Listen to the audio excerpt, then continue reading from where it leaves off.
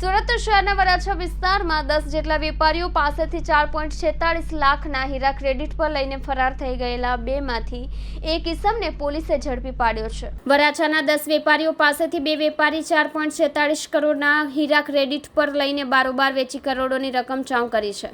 હીરા વેપારી સુધીર વેકરિયાએ ફરિયાદ આપતા વરાછા પોલીસે વિપુલ બોધરા અને ભાગીદાર વિજયબાબુ અવૈયા સામે ઠગાઈનો ગુનો નોંધ્યો છે।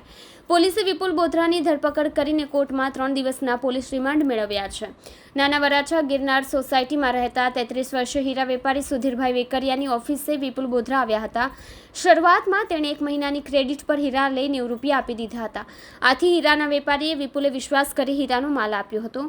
લેભાગુ વેપારી વિપુલ બોધરા અને તેના ભાગીદાર વિજય અવૈયાએ વેપારી પાસેથી 5 જાન્યુઆરી 2024થી અત્યાર સુધીમાં 66.11 લાખના હીરા ક્રેડિટ પર લઈને બારોબાર વેચી મારી ગાયબ થયા હતા।